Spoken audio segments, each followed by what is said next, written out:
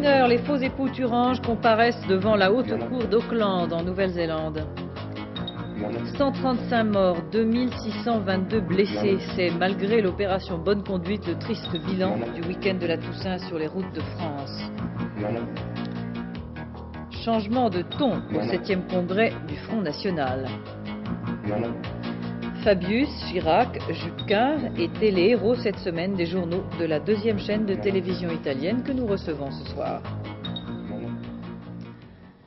Mesdames, Messieurs, bonsoir. Foin de la fibre de carbone et du boyau, c'est une raquette d'or et de diamants que le Tchécoslovaque Ivan Lendl a maintenant dans la main. C'était le prix du tournoi de tennis le plus riche du monde à Anvers. Daniel Leclerc.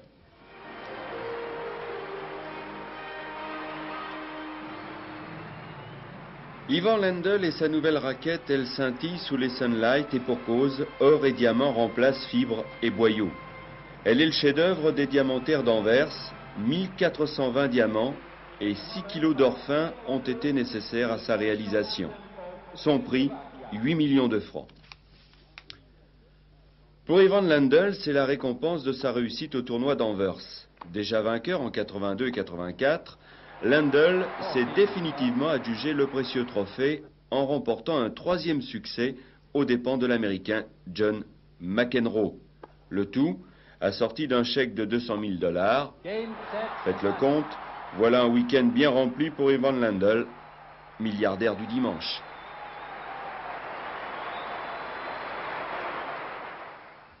Dans une heure exactement, le commandant Maffar et le capitaine Prieur, les faux époux Thurange, vont comparaître devant la justice de Nouvelle-Zélande pour le dynamitage du bateau de Greenpeace le 10 juillet dernier. Ils sont accusés de meurtre, d'incendie volontaire, d'association de malfaiteurs et de port de faux papiers.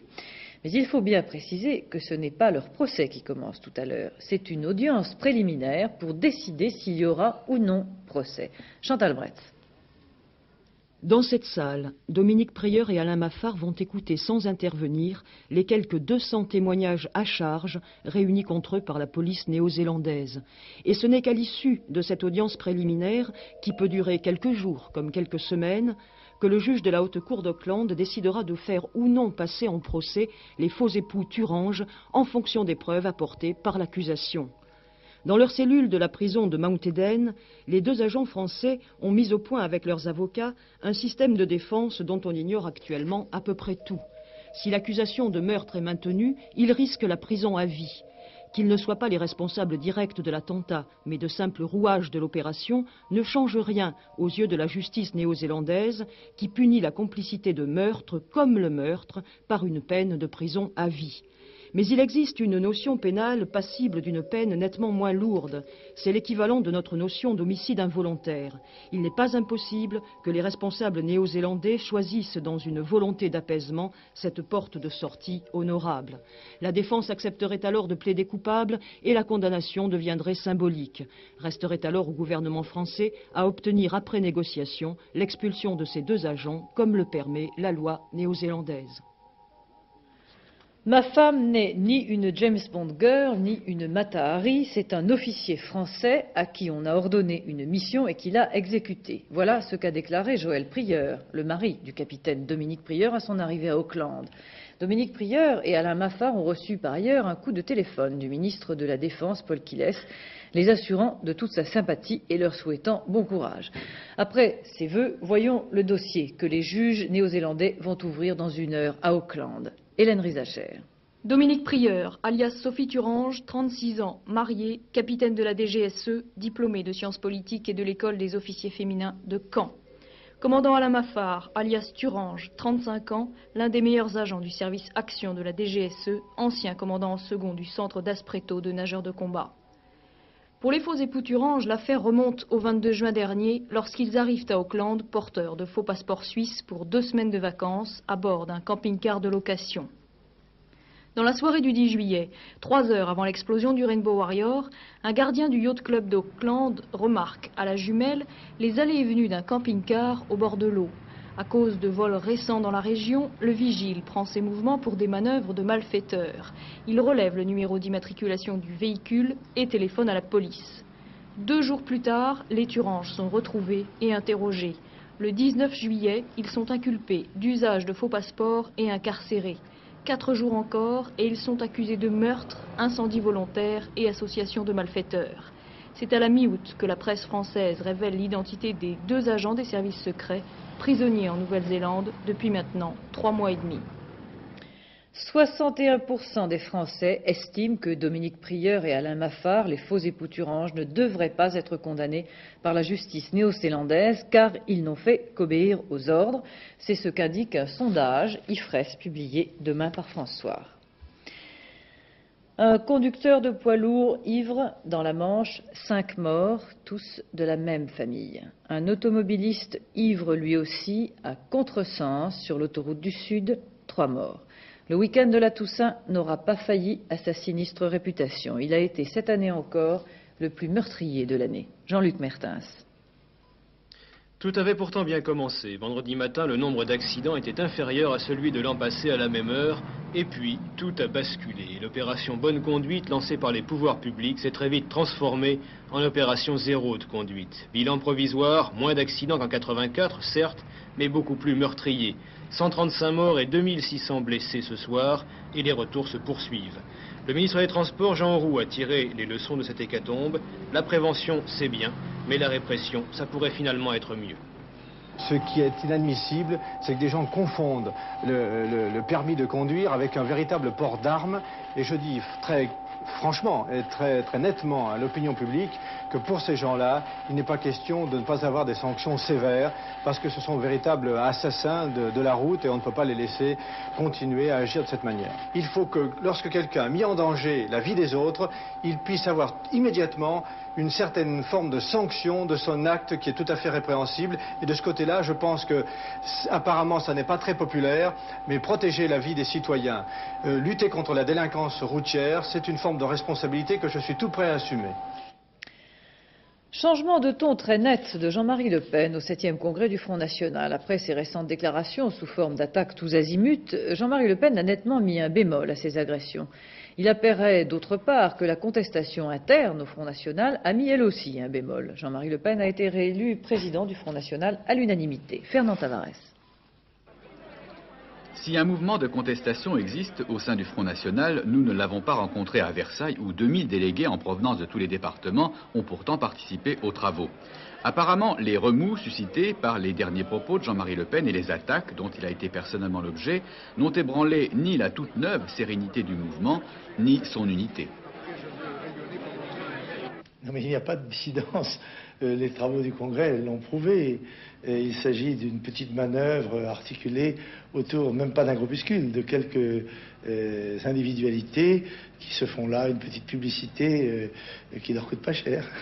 Et l'action du docteur de Marquet, celle de présenter des candidats s'inspirant des idées du Front National. Monsieur le docteur de Marquet ne présentera pas de candidat, il rassemblera personne, il n'arrive même pas à rassembler ses propres esprits alors. À suivre donc. Et puis à la clôture du Congrès cet après-midi, Jean-Marie Le Pen s'en est pris à l'opposition parlementaire, en particulier à Jacques Chirac et au RPR, accusés de vouloir marginaliser à tout prix le Front National. Jean-Marie Le Pen y voit en fait une stratégie politique pour l'après-mars 86. Le Parti socialiste et le RPR se préparent dans des proportions qui resteront à définir une fois que nous aurons retiré au RPR son trop-plein de patriotes, de nationalistes, ce qui restera pour s'allier avec le Parti socialiste pour faire demain un gouvernement social-démocrate.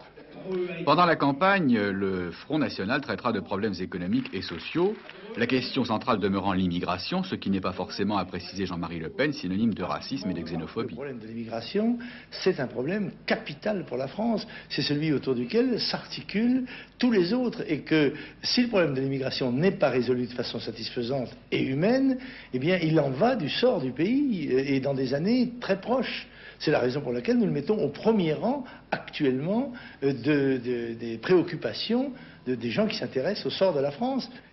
Évoquant le climat de violence verbale, le président du Front National, très calme aujourd'hui, a proposé un code de bonne conduite à tous les partis. Il s'est engagé à le respecter en souhaitant que les futures confrontations ne se situent que sur le terrain des idées, dont acte.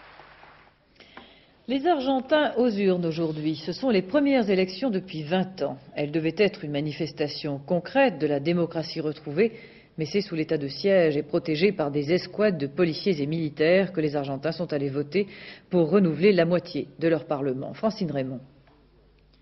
Le 30 octobre 83, le radical Raúl Alfonsín fêtait son élection à la présidence. L'Argentine, en retrouvant la démocratie, donnait une confortable majorité au parti radical à la Chambre des députés. 2 ans ont passé, le gouvernement radical s'apprêtait à fêter à nouveau un succès. Fort d'un bilan positif, un redressement économique sur la bonne voie et des anciens généraux dictateurs en passe d'être jugés.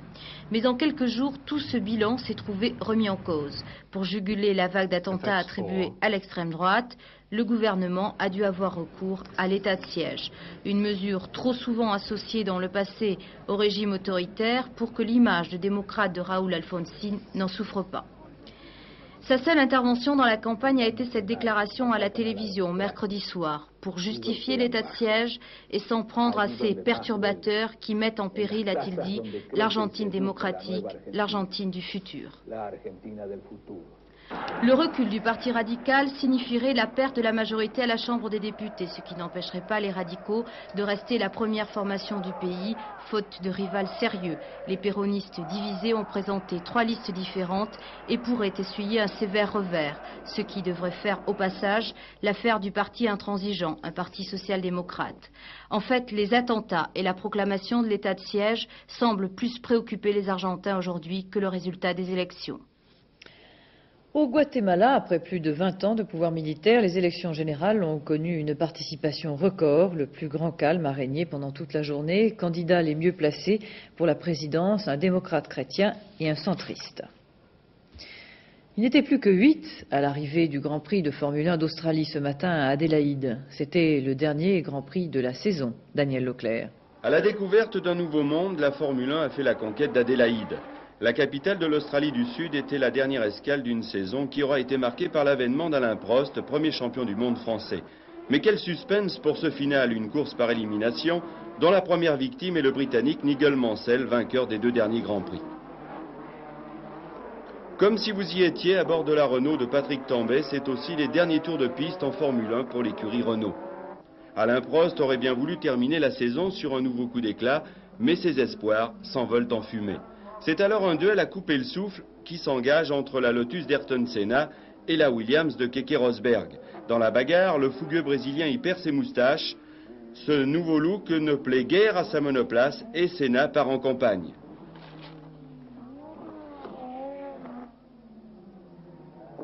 Sa Lotus ne résistera pas à un tel traitement, ce sera l'abandon peu après. Dans le même temps, Rosberg, qui n'a pas ménagé sa Williams, est contraint de changer ses pneumatiques. Niki Lauda hérite alors du commandement. L'Autrichien aimerait bien quitter la Formule 1 par une victoire. Dommage, il est trahi par ses freins. Cette hécatombe propulse les 2 Ligiers au devant de la scène. Laffite et Streff sont 2e et 3e. Derrière l'intouchable Rosberg, mais dans le dernier tour, nouvelle émotion, Streff veut passer Laffite. Une manœuvre qui aurait pu avoir des conséquences fâcheuses. Streff terminera sur 3 roues. Après Dallas et Détroit, Keke Rosberg, funambule à sa manière, a démontré que les circuits en ville étaient bien sa spécialité. Rosberg signe ainsi ses adieux chez Williams. C'était aussi les adieux de Niki Lauda à la Formule 1. Vous savez que maintenant il va s'occuper d'une compagnie d'aviation. L'Italie nous regarde. Cette semaine, la 2e chaîne de la RAI est l'invitée de notre page spéciale du dimanche. L'actualité politique française a figuré cette semaine en bonne place.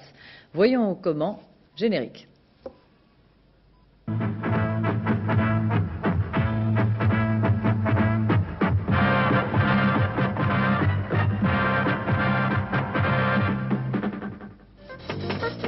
La crisi di governo ad una svolta, domani riunione collegiale dei segretari del pentapartito.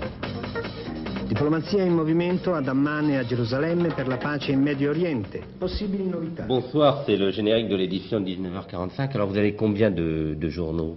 4 journaux, grands journaux. Et des flashs? Et des flashs, oui, pendant la journée. Alors la 2e chaîne a beaucoup de bureaux à l'étranger? Il y en a une dizaine. Une dizaine, dont le bureau de Paris. Alors cette semaine, vous avez beaucoup travaillé, en particulier sur l'actualité politique. Lundi dernier, pour commencer, eh bien lundi, comme chez nous, les téléspectateurs italiens ont pu voir un reportage fait par le bureau de de la RAI, de la 2e chaîne de la RAI à Paris, sur le débat Fabius-Chirac. On va le voir.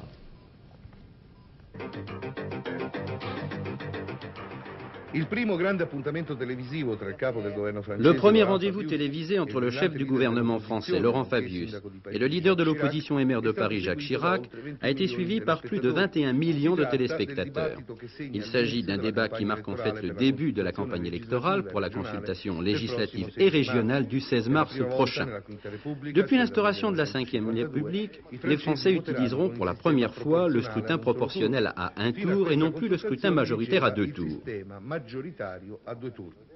Le débat semblait devoir être prometteur dès le début. À une question de Fabius, le leader de l'opposition avait exclu toute participation de l'extrême droite au gouvernement en cas de victoire de son parti. De son côté, Fabius avait affirmé qu'aucune participation des communistes au gouvernement ne serait possible sans une profonde modification de leur ligne politique.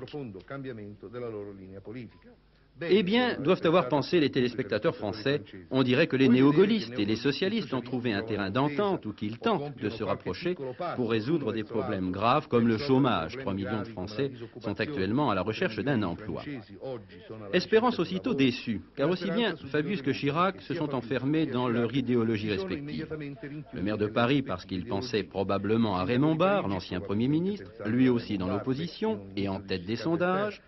Le Premier ministre Laurent Fabius parce qu'il pensait, lui, à son compagnon de parti, Michel Rocard, en tête de tous les sondages également. Résultat, un débat immobiliste avec une grave erreur de Fabius. Pour avoir interrompu Chirac de façon arrogante et même parfois grossière, il a permis au leader de l'opposition qui lui répondait avec calme de jouer le rôle du persécuté. En somme, ces deux hommes n'ont pas encore compris que les graves problèmes que connaît la France ne peuvent être résolus à coup de majorité, mais grâce au concours de tous. Che i gravi problemi della Francia non possono essere risolti a colpi di maggioranza, ma con il concorso di tutti. Alors, est-ce que c'est par solidarité européenne que vous avez fait ce sujet ou est-ce que ça intéresse vraiment les téléspectateurs italiens? Non, bon, il y a un certain intérêt pour les téléspectateurs italiens, soit parce que ce sont des grands personnages, des personnages qui ont beaucoup de sympathie pour la France, et je regrette qu'ils sont dans des camps différents, mais en tout cas, ils sont très rares au niveau politique en France, des gens qui prouvent de la sympathie réelle et, disons, même qui réalisent cette sympathie dans l'action politique, si vous voulez, dans les relations diplomatiques avec l'Italie. Oui, parce que c'était un événement, disons, l'événement de la journée en France, alors il faudrait le signaler. Est-ce qu'il y a des parallèles possibles avec la situation en Italie? Non, non, absolument. La constitution française est tout à fait différente de la constitution italienne. Les structures, les institutions sont tout à fait différentes. Il n'y a pas de possibilité. Alors justement, l'Italie est habituée depuis la guerre, on en parlait tout à l'heure, à des gouvernements de coalition. Est-ce que vous trouvez, comparativement, est-ce que les Italiens trouvent que la vie politique française est très dramatique? Non, ce n'est pas très dramatique. Ce que je trouve moi-même, et je le signalais comme vous avez vu dans mon reportage, étant donné que je m'assume toute la responsabilité de mon opinion, c'est que la France, il y a comme une sorte de frontière entre la droite et la gauche. Et puis, on parle tout le temps, il parle de démocratie. Mais la démocratie, c'est le pluralisme, c'est aussi la possibilité de se mettre d'accord. Je ne comprends pas. Dans les débats, il y avait soit Chirac, soit Fabius qui disaient qu'il y avait 3 millions de chômeurs. Bon, alors, comme si vous m'expliquez, moi je me demandais, mais alors faites quelque chose ensemble. Qu'est-ce que ça veut dire? Il n'y a pas une solution de droite et une solution de gauche. Le chômeur, c'est un chômeur. Il n'y a pas de chômeurs de droite. Bref, vous êtes pour la cohabitation, alors. Je suis pour que toutes les forces politiques trouvent, disons, les forces politiques démocratiques, trouvent un système de dialogue. Là, l'impression que j'ai à la fin, c'était de l'absence totale de dialogue entre les deux personnages. Peut-être que je me trompe. Alors, mardi, vous avez diffusé un autre reportage. Celui-là n'a rien à voir avec le premier sujet abordé. C'est sur la chanteuse Milva, chanteuse qui était également actrice et qui tournait un film à Paris. Reportage sur le lieu de tournage.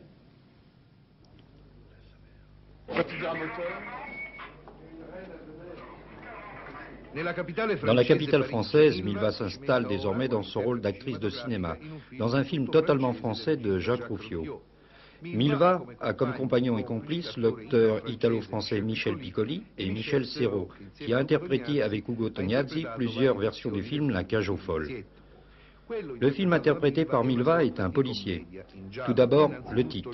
Mon beau-frère a tué ma sœur. Puis l'histoire, une histoire très compliquée avec des événements inattendus et des rebondissements. D'où cette situation tout à fait paradoxale, car ni le metteur en scène Rufio ni Milva ne veulent révéler la fin pour ménager le suspense et ainsi ne pas priver les futurs spectateurs de surprises.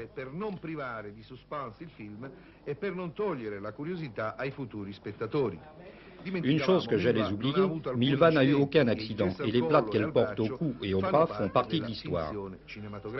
Après son triomphe à l'Opéra de Paris comme interprète de l'opéra de Berio, la Vera Storia, dont le livret a été écrit par l'écrivain récemment disparu Italo Calvino, après le grand succès enregistré pendant la soirée de remise des Oscars de mode, l'artiste italienne renoue le dialogue avec la caméra.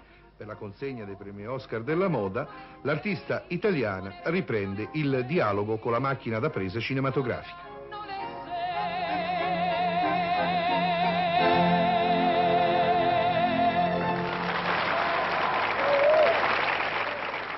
Beaucoup de sujets culturels sur l'antenne de la deuxième chaîne italienne. Au contraire des télévisions, des chaînes françaises, il y a beaucoup de sujets, disons dans les téléjournaux. Il y a beaucoup de sujets culturels, surtout en partant de Paris. Et la prochaine semaine... Parce que vous avez quand même pas mal d'actualités culturelles en Italie aussi. Oui, mais vous savez, mon prochain reportage sera sur les nouvelles acquisitions des musées françaises. Je trouve que c'est une politique très juste et je serai très polémique avec le gouvernement et l'État italien qui laisse partir parce que dans cette nouvelle acquisition il y aura aussi des toiles de la Renaissance italienne et même s'ils sont achetés légalement, mais en tout cas je trouve... Vous pensez que le gouvernement italien ne défend pas assez son patrimoine? Oui, c'est ça. Mais ça c'est un défaut séculier, si vous voulez. N'importe qui peut arriver en Italie sans porter une toile, etc., sans aucun problème. Alors ça porte à la fin, disons à la fin de notre patrimoine artistique. Alors vous avez fait 4 reportages cette semaine, on en a choisi un troisième qu'on va voir maintenant. C'est un reportage sur le livre de Pierre Juquin, Autocritique.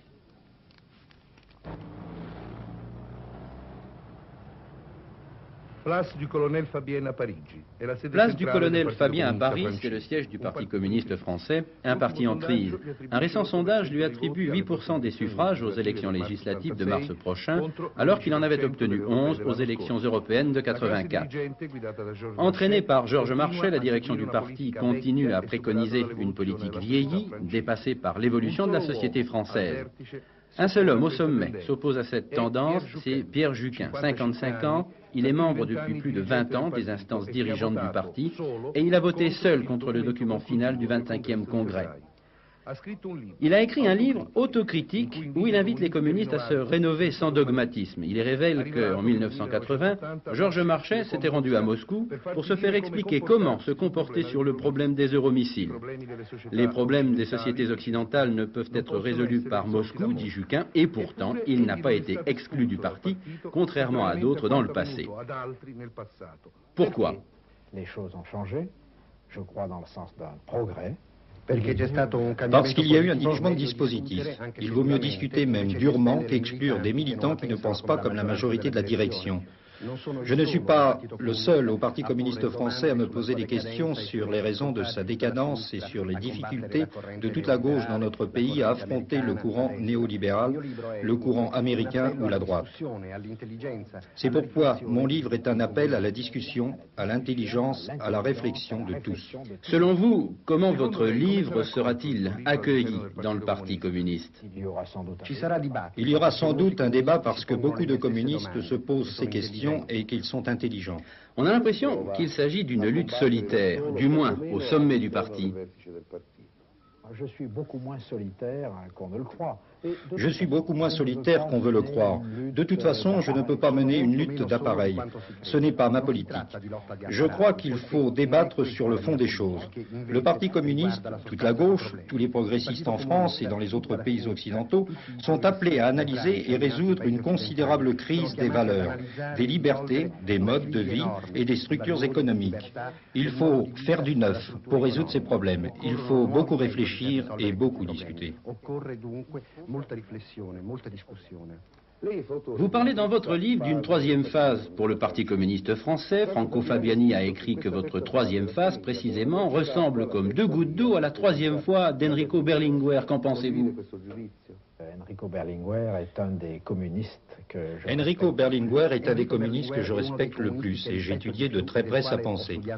Je ne dissimule pas que la troisième phase que je propose rappelle la troisième voie qu'il a proposée lui-même. Marx n'était pas français non plus et je m'inspire beaucoup de Marx. À la fin du XIXe siècle, il y a eu une première phase de caractère national avec la création des partis sociaux-démocrates et la constitution des grands syndicats. La seconde phase historique est représentée par la création de la Troisième Internationale et la naissance des partis communistes après la Révolution d'octobre. Cette phase est achevée. Il faut donc imaginer autre chose pour affronter les grands défis du XXIe siècle. Il faut donc réfléchir à s'engager dans cette troisième phase, avec le sens du nouveau.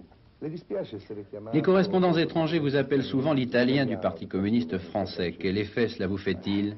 Il est délicat de répondre à cette question. Il est délicat de répondre à cette question car la courtoisie m'impose de dire que ça ne me dérange pas du tout.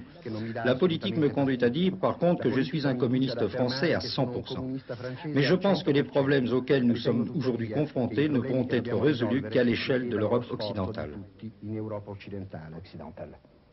Vous avez vu que nous sommes allés au bout de la logique de cette page, puisque même Pierre Juquin s'exprimait grâce à la voix de Gérard Dumay, puisque vous le doubliez dans votre reportage. Alors je voulais savoir si vous envisagiez, vous pensiez que le Parti communiste français pouvait subir une évolution à l'italienne. Bah ça, en France, quand on dit des choses comme ça, tout le monde se dérange. Je ne sais pas pourquoi, mais parler d'italienne, non, c'est mieux. Vous avez le sentiment qu'on a un regard... Vous voyez que même Juquin, il est très prudent au regard, même si... Non, je ne pense pas, je suis une évolution. Je trouve que le Parti communiste, tel qu'il est maintenant en France, ne répond pas à certaines questions de renouvellement de la société française. Et j'ai découvert, on l'a découvert, tous les correspondants étrangers, on a découvert un personnage très intelligent. Je pense, j'ai l'impression qu'il paye des prix, même s'il ne le dit pas, et il n'est pas, même ce soir sur la première chaîne a dit la même chose, mais en tout cas j'ai l'impression qu'il paye un prix très dur, Juquin, pour porter avant cette ligne, que c'est une ligne, disons, plus moderne, moins attachée au passé, si vous voulez, moins conservatrice. Mais vous pensez qu'il a un avenir ?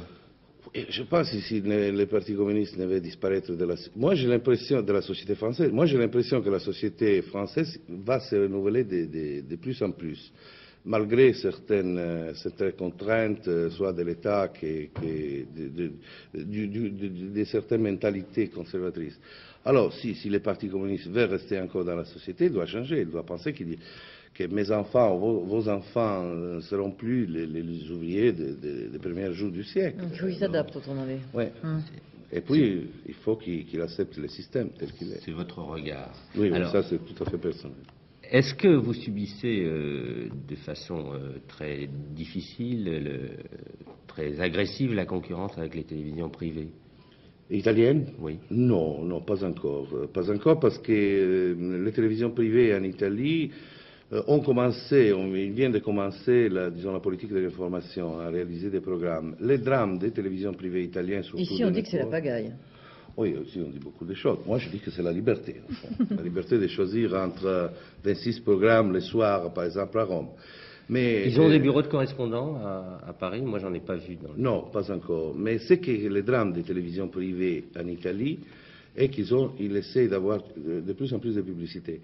Alors, quand vous faites l'information et vous l'interrompez avec la publicité, le public tombe, il change de chaîne et peut-être il revient à la rail. Michele Lumbrano, merci beaucoup d'être venu avec nous. Pour terminer, une image toujours spectaculaire, la destruction d'un immeuble. Cela ne s'est pas passé en Italie, ça s'est passé à Hackney, en Grande-Bretagne. L'idée est de remplacer ce grand bâtiment par des maisons traditionnelles. Quelques bâtons de dynamite bien placés étaient supposés venir à bout des 21 étages de l'immeuble. Hélas, le haut a résisté. On ne sait pas encore comment les dynamiteurs vont liquider les derniers étages déjà truffés d'explosifs. Les résultats du tiercé de cet après-midi à Auteuil, la combinaison gagnante 8, 13, 11 rapporte pour 5 francs dans l'ordre 17 313 francs 50, dans un ordre différent 2 263 50. Le temps demain, le matin, nuages et averses sur la moitié sud, ciel clair sur la moitié nord, mais très vite il se couvrira. En fin de matinée, une vague de pluie arrivera par l'ouest. Le soir, elle n'épargnera que le quart nord-est. Les températures seront de saison, avec de nombreuses gelées matinales et du brouillard. Dans la journée, les températures maximales seront plutôt en hausse. Vos deux rendez-vous avec Soir 3 demain, première édition 19h Richard Tripot, deuxième édition 22h.